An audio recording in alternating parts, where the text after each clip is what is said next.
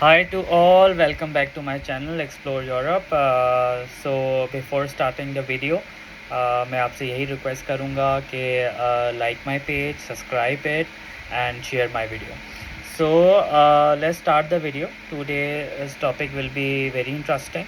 और ये इसके बारे में है कि जैसे कि हम लोग ख़ास तौर पे जो इंटरनेशनल स्टूडेंट्स होते हैं वो यूरोप में आप शेंजन कंट्रीज़ में अपना वीज़ा लगाते हैं, तो उनका मेन पर्पस ऑब्वियसली एजुकेशन तो होता है, बट आफ्टर एजुकेशन उनकी ये कोशिश होती है कि वो कहीं आपका अपना स्टूडेंट वीज़ा वर्क वीज़ा पे कन्वर्ट कर लें या अपने कोई काम शुरू कर दें पार्ट टाइम और परमानेंट जॉब शुरू हो जाए आफ्टर जो है वो स्टूडेंट वीज़ा और अपनी जो है वो स्टडीज़ कंप्लीट होने के बाद, ईदर इट इज़ ग्रेजुएशन और masters.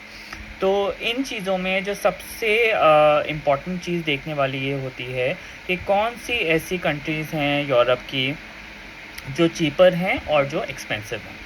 So I am right now sharing with you the data which is according to Euro statistics, that's called Eurostat, and उससे थोड़ा आपको आइडिया होगा कि which countries of Europe are most expensive and which is least. But before telling you, I would like to say you one thing कि अगर जो EU की countries हैं, यूरोपियन यूनियन की जो कंट्रीज़ हैं जो शेंजन में आती हैं, उनकी प्राइस जो हायर हैं वो फिर उनकी आपके पास वेजेस भी हायर होती हैं, उनके पास क्वालिटी ऑफ एजुकेशन भी हायर है, चीज़ों की प्राइसेस भी रिलेटिवली उनकी कंट्री की इकोनॉमी के लिहाज से हायर हैं।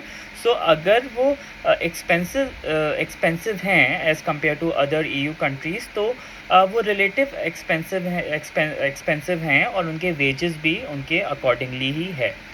सो ये डाटा आपको जो यूरोस्टैट का डाटा है, जो एक वैलिड डाटा मैं आपसे शेयर कर रहा हूँ, वो ऑब्वियसली आपको हेल्प करेगा इस चीज़ को देखने के लिए कि कौन सी यूरोपियन कंट्रीज़ एक्सपेंसिव है और कौन सी लीस्ट एक्सपेंसिव है। सो कीप इन माइंड और ये जो हम डाटा शेयर मैं आपसे कर रहा हूँ, ये जो कंट्रीज़ जो एक्सपेंसिव हैं और जो लेस एक्सपेंसिव हैं, वो आप कंपैरिजन किससे कर रहे हो? EU की रिलेटिव प्राइसेस और EU के रिलेटिव एवरेज से आप कंपेयर करके आप उसकी परसेंटेज बता रहे हो। सो 10 कंट्रीज़ ऐसी EU की जो सबसे ज़्यादा मैं जो लिस्ट है वो मैं शेयर कर रहा हूँ, जो सबसे ज़्यादा एक्सपेंसिव हैं और जो लीस्ट एक्सपेंसिव है। तो डाटा आपका कहाँ से शुरू होगा? Most expensive and then to least expensive. So let's start the video. So Europe में जो सबसे जो EU में कंट्रीज़ है जो 52% हायर है, higher means higher than the EU relative average, 52% है लग्जमबर्ग 52% हायर है, यानी कि is the most expensive. Then हमारे पास सेकेंड नंबर पे आयरलैंड आता है, Ireland is 45% higher. So 45% higher, you will find the economy and the prices of goods and services higher than EU relative prices.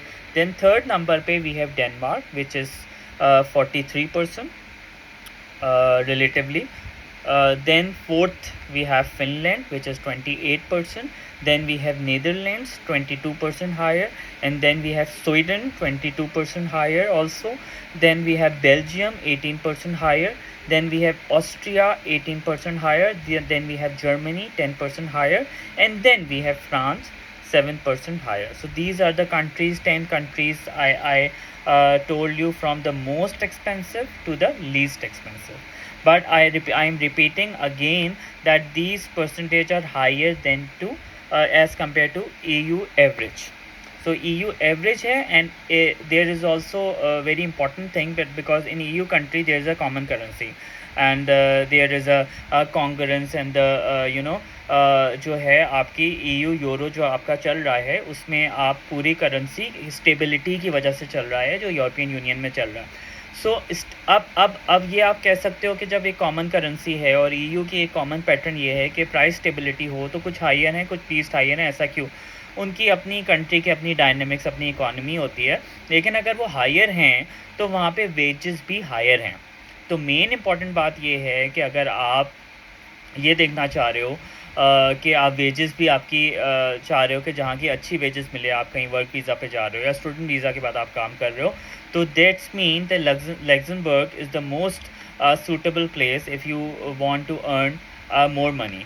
सो आप जाहिर सी बात है एक्सपेंसेस भी बढ़ते हैं जब आपके पास प्राइस हायर होती है, बट आप चीज़ों को एडजस्ट करके आप यूरोप में आप देखोगे क्योंकि वो चीज़ रेंट पे लोगे जहाँ किराया कम होगा और अपने आप से वहाँ से आप अपने आप को सेटल डाउन करोगे. सो आई होप ये जो डाटा मैंने यूरोस्टैट का आपको शेयर किया है, it will be helpful especially for deciding for the student obviously after the studies and for the people who are willing to applying for the work visa कि हम कौन सी कंट्री देखें जो एक्सपेंसेस जिसके एक्सपेंसेस के लिहाज से और जहाँ पे प्राइसेस हायर हैं या लोअर हैं उसके लिहाज से, तो दैट विल बी हेल्पफुल.